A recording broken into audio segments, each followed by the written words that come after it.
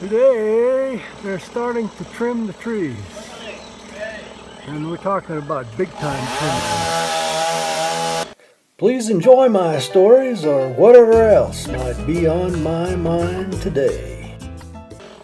The next 2 minutes of this video is 2 days worth of tree trimming and going out to dinner, and I've turned the volume down on the chainsaw so it doesn't kill your ears.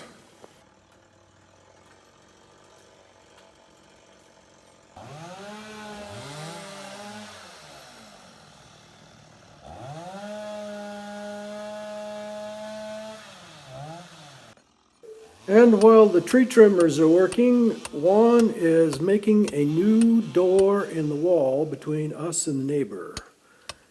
Lynn and the neighbor don't want to walk all the way around anymore.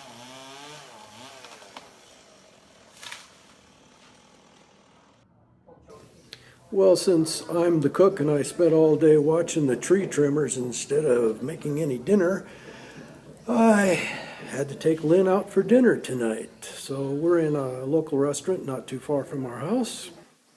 And I'm sorry I didn't take a picture of these meals before we started eating. This is what's left of my ribeye with potatoes, artichokes, and Lynn is having lamb chops with roasted potatoes and a little salad. It was very, very good. Again, apologize for not taking it when it was pretty. And they're back at it. This is day number 2. Yesterday, one of the big heavy pieces of the main trunk of the tree hit the car door, and now they're welding it because it broke it.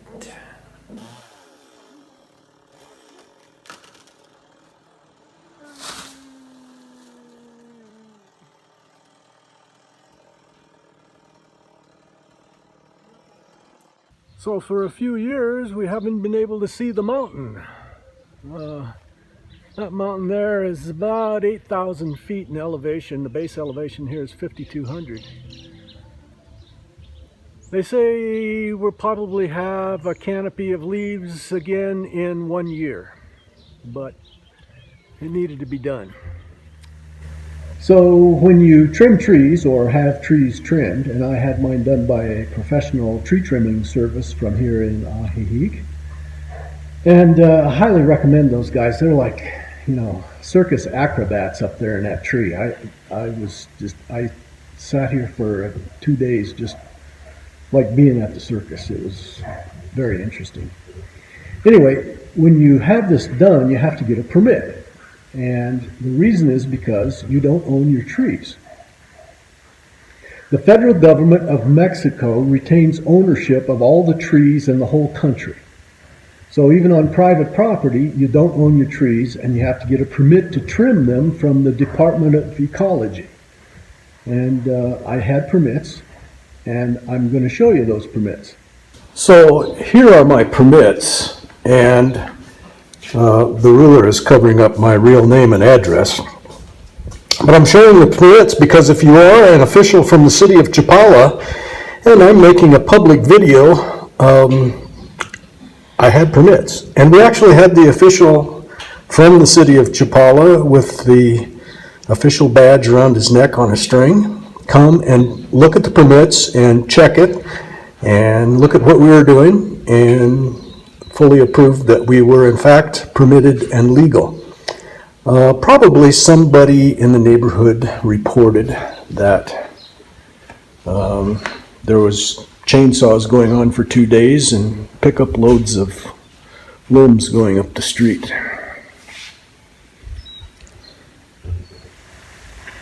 Those permits cost about 2,000 pesos, which with today's exchange rate is $100 US. And I have another story about trimming trees from years ago that I'd like to tell you. Did it without a permit.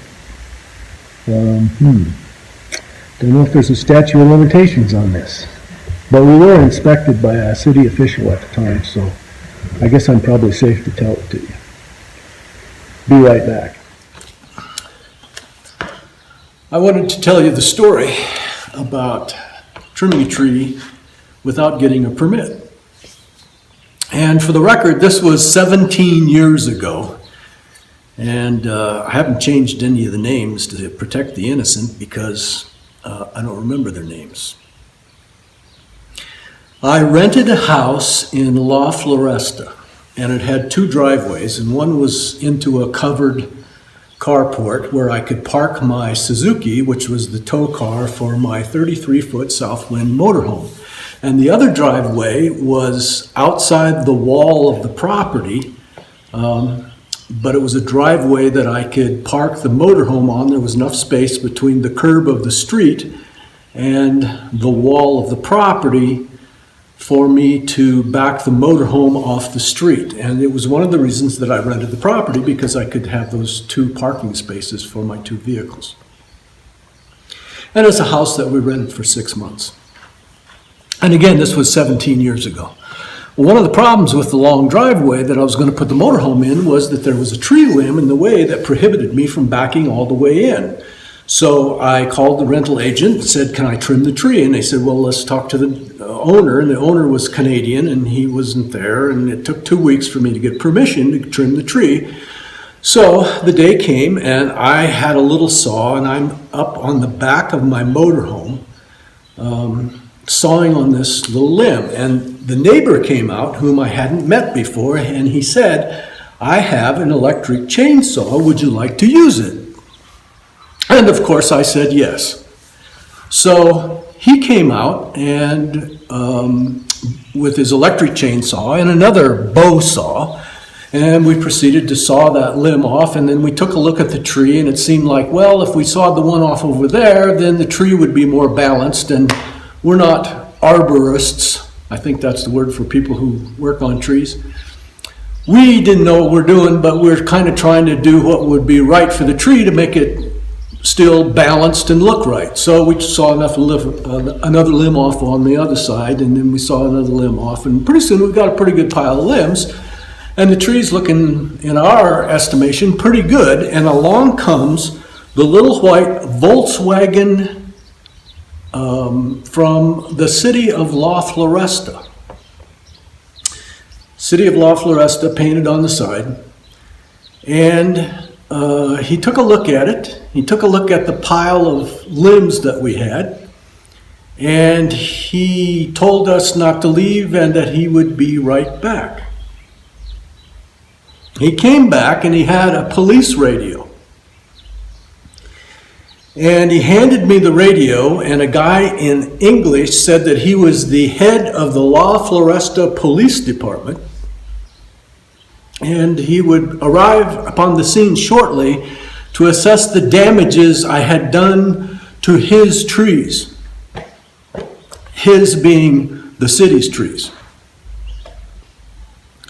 And so my neighbor and I were very quickly trying to pile all the big limbs underneath the little limbs with the leaves and make it look like we've done as little as possible. And we put away the big saw and the electric chainsaw, and I'm standing in the middle of the street with my tiny little kid saw awaiting my fate. And here comes the police truck with 3 guys in the back of the pickup in their ninja costumes with their AK-47s. And a guy gets out of the cab, not the driver, in a 3-piece suit and walks towards me, and I extend my hand, perfectly willing to meet my fate. And he walks right past me to my neighbor, shakes his hand and apologizes if he has caused us any trouble, gets back in his pickup and leaves. And I look at my neighbor and say, "What's going on here? What did I miss?" And he says, "Oh, I forgot to tell you, my wife's on the board of directors and she hired him." So, I guess it's not what you know, it's who you know. And that was the end of that story. Hey, if you like me, give me one of those thumbs up. And please subscribe and hit that little bell so you know when I post next. Please share me with your friends on social media. Thank you for watching. I hope you enjoyed what was on my mind today.